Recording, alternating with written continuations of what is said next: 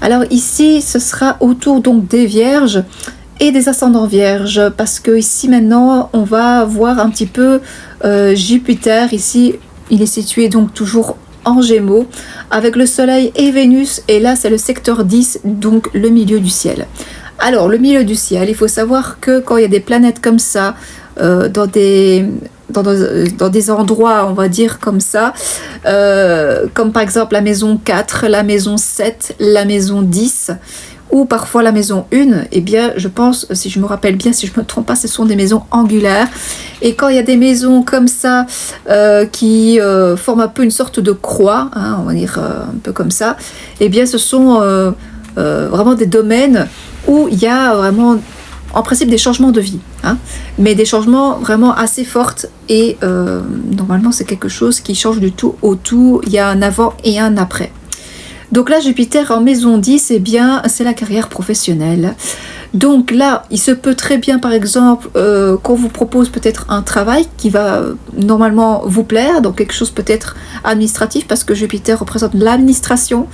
Peut-être qu'il y aura des choses aussi à mettre en place au niveau administratif aussi, hein, des papiers à faire, des mises à jour à faire, quelque chose là-dedans.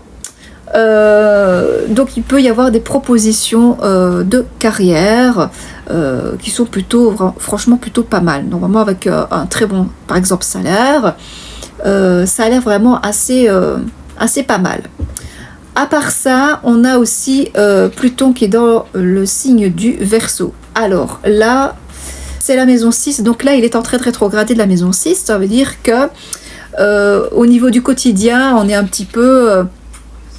on ne sait pas toujours très bien ce qui va se passer, donc du coup on est en près de stress et d'angoisse, mais ça rétrograde et ça va se remettre dans les derniers degrés du Capricorne, dans le secteur 5.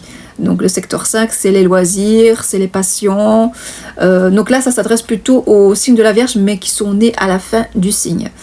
Donc là, ce sera plutôt mis l'accent sur des peut-être remises en question profondes pour certains qui sont en couple, mais parfois il peut y avoir des remises en question alors que ce n'est que des peurs et des angoisses, hein, qui vous font un peu paniquer, et alors qu'il n'en est rien, hein.